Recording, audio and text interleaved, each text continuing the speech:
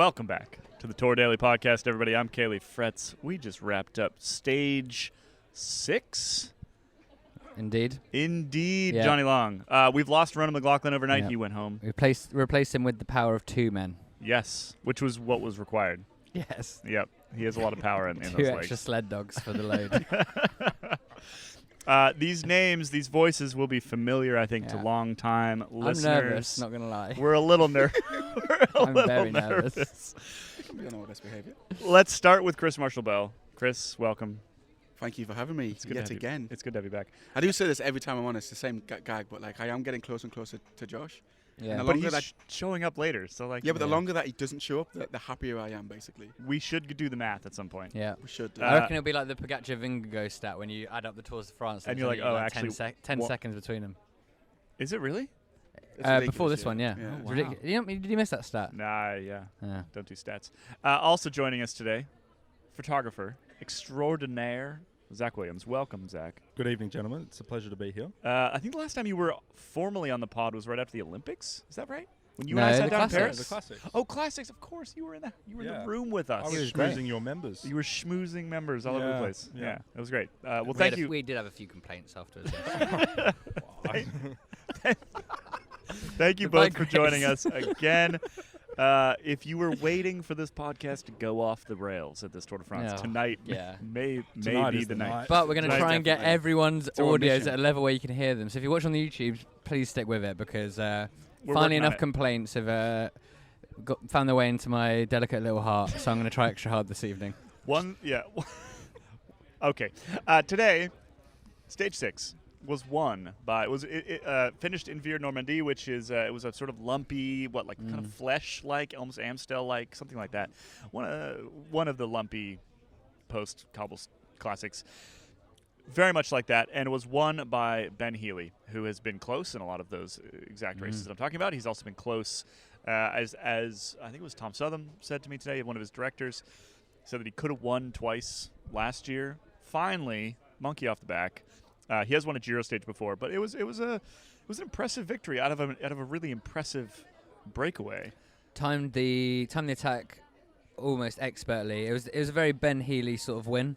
Yep. It was always going to be, and he was explaining well in the press conference how he chose like the right bit of road where he could get a bit of speed, twisty turny, and then for a while that gap hung there around the 50-second mark, and it was like there's a tricky climb coming up. So is this going to be like a heartbreaking loss? Yep. But then almost immediately after we were thinking that, the gap then just went out, and it became one of those breakaway victories where you have like 20 minutes to get bored of the victory almost. I was surprised he kept riding so hard. Yeah. And then when I spoke, I was at the EFBS afterwards, and I spoke with Charlie Wigelius and Tom Southam, and Ben never came back because he was still doing, press conferences and things like that elsewhere. But both of them said that they didn't really trust that he was going to win that stage until quite late. Yeah. Because with what UAE could do behind them, and Pogacar, he probably could have taken half a minute back just on the final Cat 4 alone if he really wanted to. So he was sort of never quite safe until pretty late, sort of 5-10K to go maximum.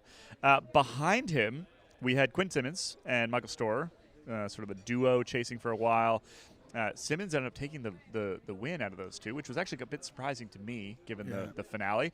And Michael Storer, a great ride from him, finishes in third. We were listening to SBS once again, which we have been doing a lot in this tour, and I think it was Matt Keenan was saying that Storer was potentially going to be going for polka dots over the next couple weeks. That's why he's like a million minutes behind on GC. Yeah, so he's like his intention is to go then get a bunch of breakaways. He did the Giro as well. That's why he's not going for GC here. So did I. So did you. Wow, yeah. I'm just trying to make excuses for him. Are either of you going for GC? No comment. Exactly. Much like Roglič, you don't give a fuck. Nice. I don't care. I don't care about the dying bells. I don't care. We are gonna come back to that quickly because it's one of the most fun things that happened today. But before we do, Mathieu van der Poel is back in yellow by 1 second. Seemed annoyed about it. He's very delighted about it. Yes. He was in the press conference, hand on face, just like, when will this torture be over? It's like, he actually did everything in his power to not have yellow. Like, he went in the break and then seemed to have a realization moment after with 20K to go. I don't need this shit. Yeah. And then just Funny shift a lot of thing is, time. like, when he won on stage, what was it, 4? 3? 2. Good God, it feels Yeah. like stage 16 already. When he won on stage 2, he looked like someone who really loved the Tour de France. Yeah. Like, after he was always, banging on about how much he hated it, he looked like he was loving it. He liked yellow. And then now he's back to hating it again. What do you think he prefers? To win on stage 7 on the Mur de Bretagne, or to get his private jet to Benidorm? Yeah, That's not Benidorm, it's Dubai Golf, mate. I'm sorry. He's defended his private jet shilling more than the yellow jersey. Look, fine, I get it. Like, if you're Mathieu van der Poel, everything pales into comparison. Like, it's the King Midas effect. But just pretend. Like, so many riders are good at pretending that these things that are normal to them, but not normal to us, are not normal to them.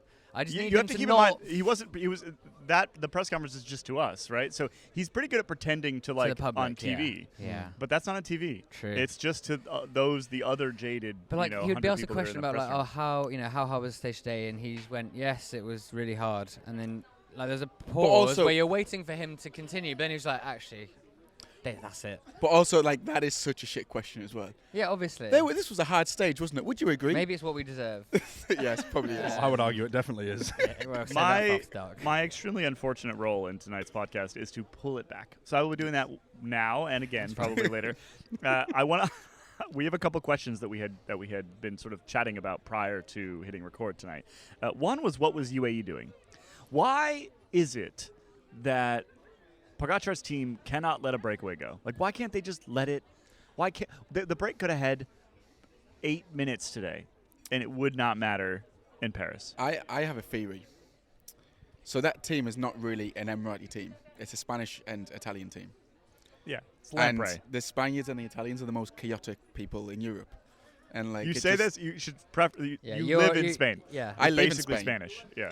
I live in Spain. I know a lot of Spanish people, and they're very. Some of my best friends are Spanish, and they're very unorganized people. Disorganized. Their English is probably better than mine. That's why it's Movistar who just happened to have the world's best bike rider ever. Like, you've seen it. That's a take. You've seen it in the Giro. Like, they are and hopeless. more money than God. And more money than God. I mean, we said gotta have similar money. things after Isaac Del Toro lost the Giro, right? Like any mildly competent director sportif group would have won that Giro for Isaac Del Toro. I remain convinced of that fact. At the same time, what are Visma doing? No, Yeah. I like what Visma are doing. I will. I love it. It's I not do as well. giving. It's not, Describe what they're doing first before we. They're sending Wout van Aert. Well, Wout van Aert's being allowed to go into a break for a stage that doesn't exactly. He could probably win it, but isn't like, yes, that's a Wout van Aert stage. Maybe it's a long day out anyway. It's a from Wout the van Aert gun. like 2019, Sure. 2020 stage. He's out there Put some hanging in respect. front, 7 seconds in front of the bunch with Movistar, Pablo Castrillo. Yeah. Hitter. Sure, He is a hitter. He's an but absolute. He is a two of hitter. them going to make that stick. Sure, you're going to tie yourself out. Then Simon Philip Yates goes up into the later break. What are we doing here? What are we doing? Are we trying to win the Tour de France, or are we trying to make sure everyone's happy? Or Do you think Roy Keane, do your job? Do you think that they were concerned that today was hard enough that Pogacar would do something crazy and they wanted Maybe. satellite riders? No. Nah. I That's- think That's they. the only thing I can think of. It's not. Yeah. I'm not saying it's rational. I'm saying it's the only thing I can think I of. think today was a bit more of a. They were trying to mentally fuck UAE. But Trying to say, that's like, we're impossible here, like, because- we've got this super funky plan. We can outrace you. We can outsmart you. We can have more riders in the breakaway and do something. When they couldn't do anything. But I think that's their UAE way aren't of. even thinking though. They're not even able to think that complexly. Seemingly, No. they're like, oh, Visma are doing something. They're just like, they're like, They have riders like Max Soler who's incapable of thinking. So obviously, you know. yeah, that's perfect. Very good point. That's the best quality to have in a professional But cyclist. in the end, Visma didn't actually have to do anything except start riding because UAE made a rug for their own backs by not giving the breakaway enough of a gap soon enough, which Yeah. is just bizarre. Like, if you're going to give Van der Poel, the perfect candidate, a yellow jersey, give him a 3-minute buffer, you have to park the bus when the break that you're comfortable with goes. Like, you have to do it. But they obviously didn't want anyone from Visma in, so they kept it tight. And then later in the stage, when they finally let it go, then Visma start riding to maybe put Pog back into yellow, which I think is hilarious. I thought that was good tactics. Awesome. Like, Yeah. man, you've And got if to they- do an hour of TV They've given tonight, the Tadej. chance. They've given the chance to Visma to do that to Yeah. them, to put him back in yellow. So you may as well take it. If give it a only shot. they had Wout van Aert and Simon Philip Yates to do some pulling in those crucial moments, fresh as the day is young. Wout's actually done nothing this tour, has he? Is he here? Well, Have I forgotten something? The line is that he's He still said- recovering from his illness. but at least he I- missed in stage 4 and set. Yeah. Was it? Set Okay. Vinigo up for the last. Yeah, he did. few You're right. times, You're yeah. right. Yeah, He did. But anyway, it's all a bit confusing. What's not confusing? Well, it's frustrating to all the other teams too. I mean, that was the number one thing that came out of like the whole EF bus. One of the reasons why they were so happy is because they were pretty terrified. You could tell that they were going to get absolutely nothing out of this Tour de France because most teams won't. Because the two big teams ride like that. Because the breakaway stages that used to be breakaway stages aren't breakaway stages anymore. And it's incredibly frustrating to the rest of the peloton. Just be like, just give us a day. That's what our secret pro said as well, wasn't it? It It is. was like the whole peloton is so pissed off with Visma and UAE. Yeah. Because they don't give anyone a chance. Also, like if your team leader is going to take a minute on a 20-minute climb in a stage of the Dauphiné, and you're not really wanting heat on why that's maybe happening, perhaps the best way to sort of dissipate that might be to give the breakaway a few more stages in the Grand placate Tour, the so you peloton. win 3 Yeah. stages in the Tour de France rather than 6 like he did last year, and it takes a bit of heat off the fact that he's probably going to go and put 10 minutes into Vinigo in the mountains this year. But just to counter that AF point, though, did they not think they were going to win a stage because they were all too focused on the Tamagotchis? Or was it really bike racing? You're not a fan of Tamagotchis? No, but I thought they were like more bothered about the Tamagotchis. They're pretty focused on them. Well, Yeah. we were potentially fed some fake news. You know, when we Yeah. were told that Ben Healy killed his Tamagotchi almost instantly, I heard that the opposite may be true, and Ben Healy maybe just didn't want to admit how much he cared for his Tamagotchi. That's Just I mean, sources indicate. Birmingham boy. I was standing there when Right, Ronan right. asked that Stiff question. upper lip. R- First of all, Ronan asked this question and was immediately embarrassed by the question that he had just asked. And then you could see it in his face. Oh. And then Ben Healy's answer did not help that because Ben Healy was basically like, "Nah, mate, like I don't care about the Tamagotchi." And you then, can't do that to Ronan. and then Ronan had to pivot quickly into I think ask Yeah. about skin suit or something. Errol. Yeah. Yeah. I love when you put your radio on your chest. That makes you more aero, Ben. You're cool. But no, a fun. Can we talk about Roglič? Yes. Yes. This is. There were a lot of fun things that happened today. This is by far the This most is fun thing that happened. This is also pleasing because it makes me feel that the professional cyclist podcast industrial complex is starting to eat itself. Yep. Because if you start just not obviously Emerta's not really around anymore, but like using your own podcast and like trying to drive Well, it's not attention his towards podcast. it by using private conversations within the bunch to direct people towards it is I'm not sure how that's going to go down. It's not Luke. Like Luke Plapp is just on it a lot. You could know those guys, It's right? one of his Yeah. podcasts though, isn't No, it? he's He's good on mates it. with them. It's Yeah. Alex Clements and He's in the Campbell description Flakemore. though. Yeah, he's really good mates with them. He's Okay. always on there, so like he's He's just on they there call in. every sort of Grand Tour he does. He'll do Got you. a wrap up with them and stuff like that. He's Okay. on there a lot. He's a frequent guest, Okay. but it's not his podcast. I have to go change my article. Basically, he told the other two guys about how, and he was saying it in quite a way that he was shocked by this. Like you could tell, retelling the story, he's like, I can't believe this happened. Yeah. That Roglič came up to him on 2 occasions in the bunch and told him that he doesn't give a flying fuck, and was saying like, and then Which if he's told Luke Plapp twice, who I imagine he's they told the don't- entire peloton Yeah. twice at this point. Yeah. Like he's just I he's just can't riding imagine up to them- random yeah, people. What are Roglič and Luke Plapp talking about? Does that make Roglič a more or less dangerous descender in the bunch if he doesn't give a fuck? Because if he gave every fuck before, and that was how he was riding and racing and crashing. Maybe Or this maybe is he's what going to be does the that best mean descender ever. Maybe this is Yeah. the key. Maybe he's like Yeah. on his way to a podium now because Yeah, he's just gonna was like. he gripping the stick too tight before? Jesus Christ. I want to imagine how he's going up to Luke Plapp. Is he just like riding and just like smiling? Hey, who's my next person? Hey, Luke. Not spoken in a while. So Nice bibs. Nice bibs, yeah. By the way, I don't give a flying fuck about this race. Okay, who's my next target? So then Luke Plapp then messaged Lawrence Pithy, who's one of Roglic's teammates, to Yep. be like, mate, what's going on? Like, is he joking around? Because he's paid like €4.5 million to ride his bike. To give fucks, actually. Yeah, precisely. And specifically. he was like, no, like, he just wants to get to Paris. Went up to the Bora bus at the end of the day. Roglic was just plonked in front of me. Someone someone asked him some question about how the day was, and snuck in like a little slippery, horrible journalist, and was like, Roglič, Luke Plupp's podcast said that you told him you don't give a fuck. And he was Say like, that verbatim? Yeah. I was like, would, and he was like, actually, I can't even remember the Please quote. play this. Oh, should we play it? Let's play it. Let's Okay. play it. Thank you, guys. Luke Plapp said on a podcast today that you told him in the bunch that you don't give a fuck. Is that, were you joking with him? Is that the truth? I mean, depends on what, no? I mean, about the rest, I mean, it's quite hard to control, no? But about myself, not really, no? He seems definitely, I want to do my best. I want to do the best with the guys around, and that's all we can control. And yes, with that we can be happy. So that's what you meant. Exactly. Okay. Thank you. And then what you will have just heard is that after he gave me his answer, being like, no, it's like, it depends how you interpret it, basically. Like, do I mean like racing against the other guys or racing to do the best I can? Yeah. It depends. I was like, so that's what you meant, and he was like, exactly. And then I was like, and then the press officer was like, fuck off, like, you're asking questions that are going to get everyone in trouble. So I don't really know. I don't know. And he said this, and like he was still the amazed Roglič, where he was smiling through the whole thing. So like, is that what he means? Like, exactly, with his big like wide sort of like lobotomized smile. But I like it. You know what? It's the perfect antidote to, like, we all get whipped up in this, and the Tour is great, but then we are told every day, and we are part of the problem. Like, it's everyone's getting whipped into a frenzy of like, the Tour is great, the Tour is great, the Tour is great.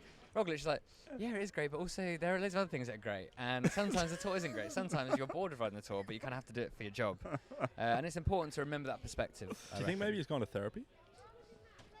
Like, is it therapy around 2020? Or he's like watched some YouTube videos or something. I think it's more likely. He's watched a few. Found an influencer he can really connect with. Type yeah, he's great. He's the thing is, this particular sort of incident, it just puts kind of language around, like an actual quote around what we've seen from him since the first day of the race. Yeah. Right? 2 days before the race. Yeah, it's been so obvious. He's finally said exactly what. Well, we finally heard actually exactly what he actually meant. Yes. Which is, it's refreshing. It's refreshing. It's also full circle. He's so blasé. I'm all for this Roglič. He's full circle from when you couldn't get anything out of him when he first cropped up at the Tour de France. God. It was come full circle to be like, I'm going to just say exactly what I'm thinking, then not really explain myself, but He's just repeating he's always has one line. Usually I'm just taking it day by day, But now his line is, I don't care. What's that? I don't care. Every day, I don't care. There's a self-help book about like radical honesty or radical truth telling or something. Maybe he read that one recently. Or like the power to be disliked or something. He did. He had that book in his house. This is it. Oh wow! Did he? How'd you know this? Did he have that book in his house? In Unchained, isn't that the book he had? Oh really? I don't remember. Courage to be disliked. Yeah, I'm pretty sure that book was in his house. It's from the section in the bookshops and airports for sociopaths, where they're like, "Come here, business travellers, buy one of these books. It basically condones all of your behaviour in your working and personal lives." No, just a spectacular story. But yes, so a good day at the bike race for many reasons. Yep, we've got through most of these things. Chris, you have some facts. I do have a fact. And we were flashed by Frank Schleck. Well, can we take a very quick break? Because I want to go check on the drinks. Let's go take a quick break. And when we come back, Chris has facts that may or may not be true. We were flashed by Frank Schleck. We hung out with the Kevin Vogtland fan club, and we've got a GeoGuessr update. All those things. Welcome back, everybody. Chris Marshall Bell, you have a fact for us. I do. So, like the capital J journalist that I am. Yep. You are.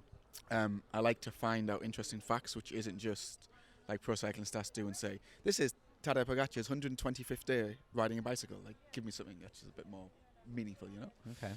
So I spent 15 minutes after today's stage. This one's meaningful. Yeah, you really set yourself up to fail here. Really? Carry on.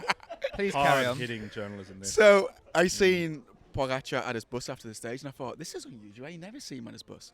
So I did some capital J journalism. Yeah. And I figured out that of the 111 Tour de France stages that he's ridden until now, he's only not been in a jersey on 11 of those occasions. So 100 times he's been in a jersey, which means... Well, so first of all, that is a good stat on its own. Fucking incredible. That's a crazy stat on its own. Yeah. But then you took it a step further. I did. So then I realised that means he's only driven to his team's hotel on the team bus 11 times in 111 nights. So my wider question was, what happens to Tadej's seat on the bus? Does all the teddies go there? Do they throw the helmets there? I reckon he'll take a turn. Do they take it in turns to be in Tadej's hot seat? Don't tell Tadej. Because he gets Literally. he'll probably get the best seat, which is the one where you can put your legs over the front bit. Over Max Sole's shoulders. Yeah, and possibly. but he doesn't mind. No, he doesn't mind. He doesn't think about it. Just stares blankly into the distance. Yes. So basically, yeah, Tadej doesn't ride the bus when he goes home. But then we fact checked. Chris. The response from the UAE press officer. This is from Luke. It's from Luke. yeah, Larrick and Luke. Larrick and Luke. Who I think we may be back on civil terms with, which is great. I think we are. Yeah. I think we are. This is actually a text back to Chris. I'm claiming You're this pretending, one. yeah. It says, "Hey Chris, the bus actually waits for him 95% of the time." Ruining your stat automatically. He usually rides there from the podium, or if it's total bedlam, we'll get a van to the bus. We're usually the last bus to leave, but by the time the other riders arrive, shower, change, eat, etc., there's usually not much extra in it. He loves going on the bus. They're taking it too far now. For the post stage, he loves going on the bus for the post stage tales, debrief, banter, etc., and the shower, of course. Maybe it's a really good shower. Maybe it's like a Japanese shower where it all squirts out of different directions. Maybe I it's should like say- a private jet shower. I should say that intonation it's was a all James my Bond own. jets, that's I don't think that's how Luke meant that No. to write that. Did he He wrote mean a for that totally text to normal be thing. said out loud? It's a bit late now. Well, it's a bit late now, isn't it? back in his shit books. I was with Luke until he took another paragraph to explain how much Tadej does being on the bus. Now I believe that Tadej hates being on the bus. Yeah. It's so specific as well. Doth like protest giving too much. examples. When someone says they love the banter, it makes me feel like they hate the banter. There is no banter. There's music on the bus. There's maybe Yeah. a vibe on the bus, Yeah. but that's Who delivers the nearly banter? Good, nearly good reporting and nearly good stats, Chris. Maybe leave it to the professionals over at Pro Cycling Stats. Say. I will do. We were flashed by Frank Schleck. Yep, I was. We drove the course for some of this morning, and Oh, I forgot what you were talking about. I was like took his pants off? No, no, didn't do I that. mean, you did get changed in the car park. I did. Yeah. You probably didn't want me to say that. But then I was driving the course, and I was kind of in the middle of the road a little bit. And then Frank Schleck was driving the VIP Skoda car behind me and was just doing his lights at me. Oh, Caley was oh my like, God! I "Keep doing Yeah. completely misunderstood. I thought by flashed, I was expecting. Oh, that was the, like, the a gotcha physical journalism flashing. they were going That's for. actually yeah. clickbait. That was That is literal clickbait. clickbait. That's clickbait. that Uh, was. So the reason why we were slowed. Wow, I'm disappointed. The reason why we were going slow John was is driving. because we were looking. Yeah, well, that yeah. was one. Safety costs Whoa. nothing. Speed costs lives. Was because we were looking for the Kevin Vauquelin fan club, because Bayeux, where the stage started this morning, is his hometown. Yeah. Lovely town, by the way. Very lovely Very town. nice town. Yeah, it was Uh, nice. Best town of the tour so far, I think. Most They're- tour town of the tour so They're far, lending their for sure. tapestry as well to So the we couldn't brave even see it. Brits. Yeah. Yeah. But yes, we did stop. We talked to Kevin Vauquelin's godfather. Yeah. Didn't know at the time because my French isn't good enough, but when we translated it afterwards, found out yes, that was Kevin Vauquelin's godfather. Yep. What What did he say? What a privilege. a privilege. Yeah. It He- was. he indeed. started the fan club, and the fan club had 2,000 people What? in Yeah. in 2 Sick. kilometers. I mean, it's just the whole of Bayeux. That's rad. It's They cool must though. be Yeah. so It was good. disappointed that he's going to Ineos. Maybe he hasn't told him yet. yeah, I should have don't told know. him.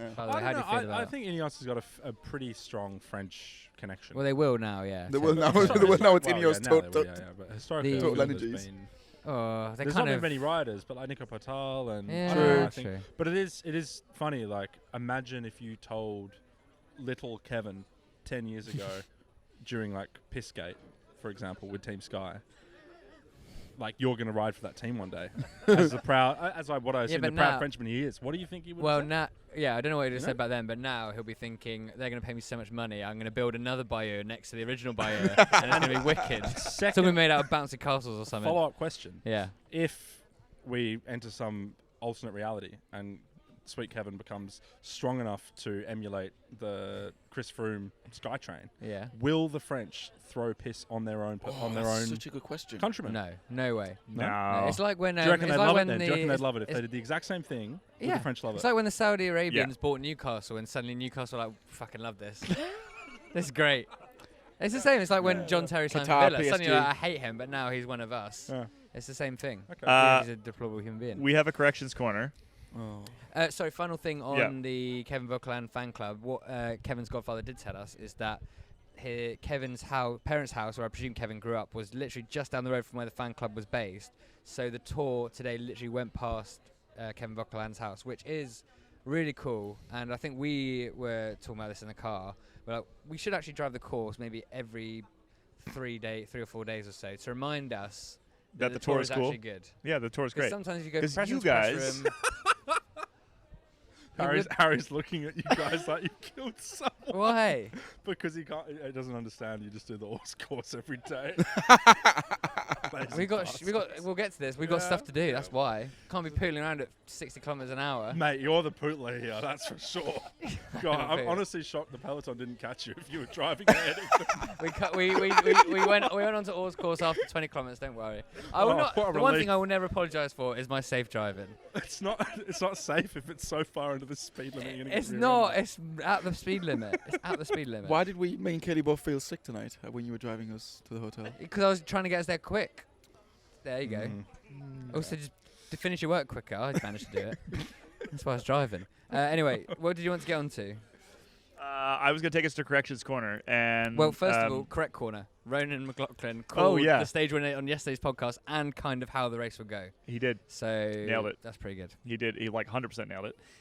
Corrections corner, Remco wouldn't have been in yellow. Me and Ronan were wrong about seeing the UK. Yes, Remco wouldn't have been in yellow because he didn't beat Tadej Pogačar by enough that it would have discounted the bonus points or something from his stage one. It would have been very close. Somebody did math for us, and we were wrong. But then it would have all been different because then Remco maybe would have. It's all a hypothetical. Yeah, but corrected. Also, that was not the UK across the sea. When you and Ronan were gaslighting, it's like, of course that's the UK. Well, it's going to be. I was like, probably Le Havre, because if you look at the map, there's actually a bit of the coast that comes back in on itself, and that's what creates the optical illusion. You guys are like, no way. So we've gone through corrections corner. It was not the UK, and we were wrong about Remco. Was it Le Havre? It's Le Havre. Oh, right. It was Le Havre. Yeah, it was. So you think you could very easily swim to Le Havre? But yes. I heard you gloating last night. Yeah, I was actually right, because you could swim to Le Havre, and they're like, no way you can swim the channel. I was like, no, because that's not the channel. God damn it, these people. So, yeah, okay. I was right. I was bang on right, and they were looking at me like, you idiot. They were pointing the map. They had the map on the phone. Like, well, look, my phone's pointing this way, and what you're looking at is over that way. So obviously it's the same thing. I was like, it's ridiculous. Really, when I found it this morning, I was vindicated and cross. Anyway, I don't think you've let it go, have you? Yeah, I just had to get it out. Let's get it out. We have a couple things. One, do we have a you're in trouble today?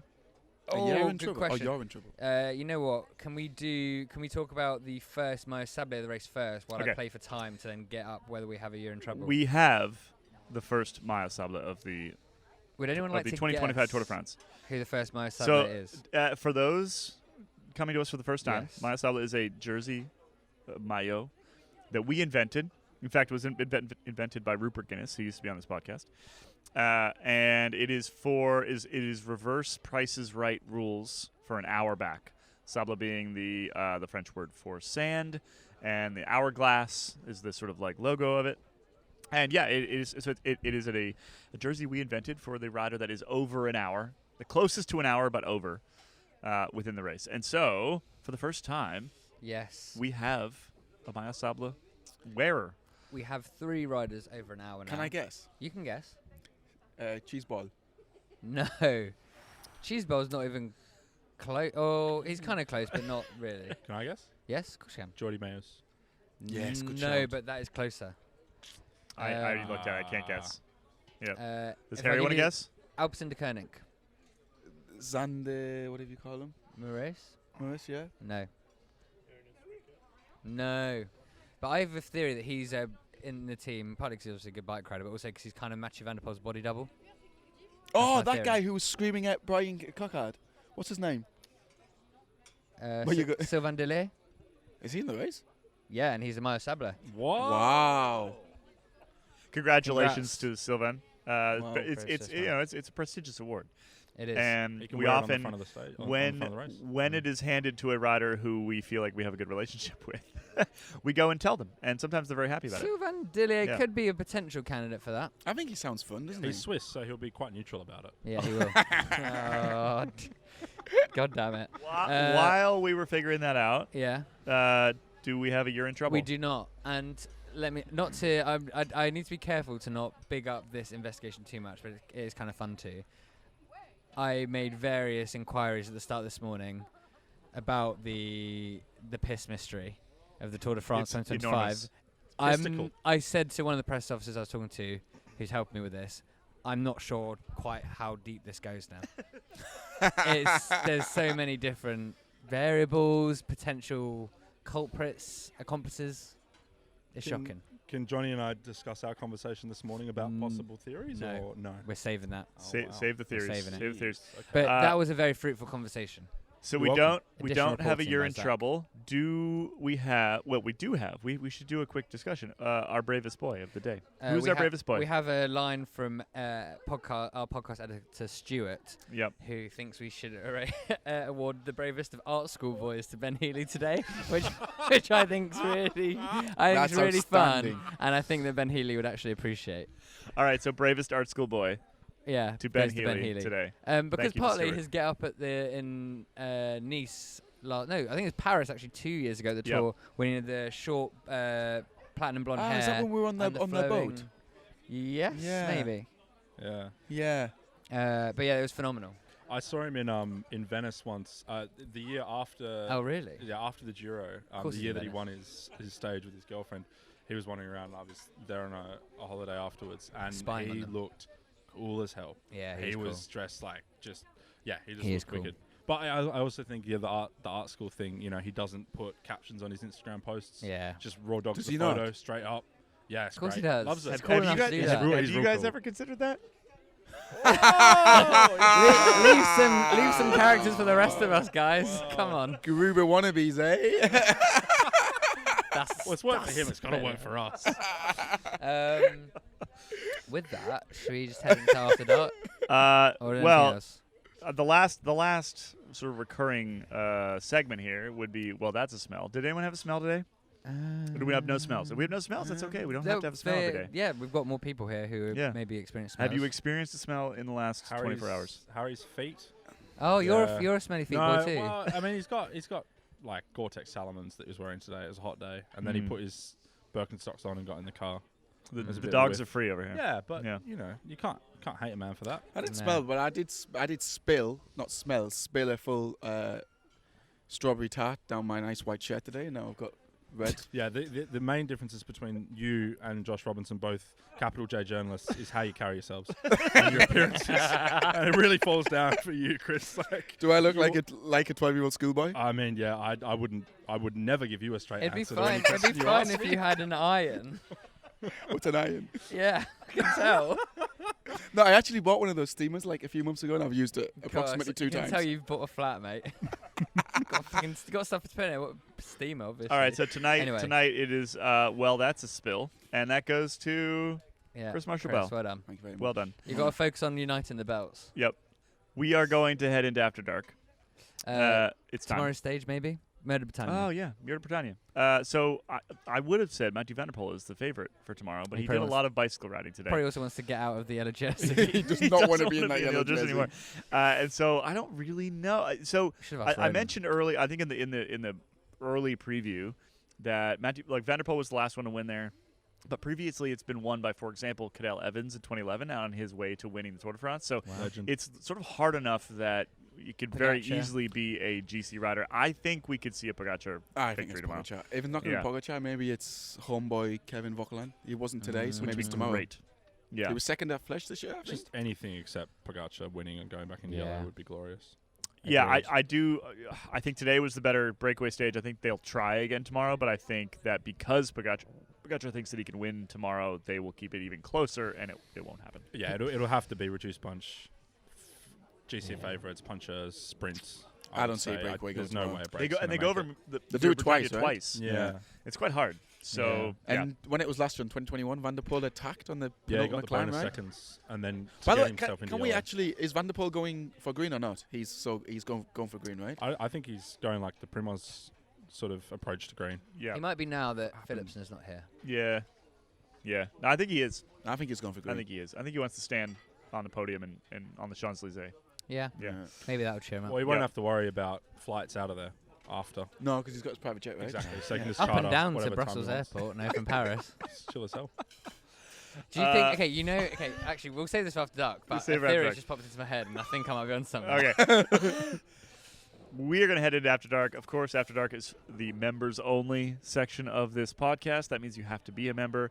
Head to escapecollective.com/join to sign up. You get a special feed. You can then listen to, that's basically a longer version of this podcast. We go into the trust tree. Also goes on YouTube as well. All goes on YouTube as well. So, head to escapecollective.com/join. Sign up. Really briefly, more ratings and reviews wherever you listen to this podcast. It's been quite helpful. We have a whole pile from when I asked for that like a week ago. Put a 5-star down. If you And think it's less than 5-star, we'd rather you keep it to yourself. Yep. Just message me something slightly hateful instead to get out. That's a much better option. No, it genuinely it helps us sort of find new audience, find new listeners, and so please do that. We appreciate it. Let's head into After Dark.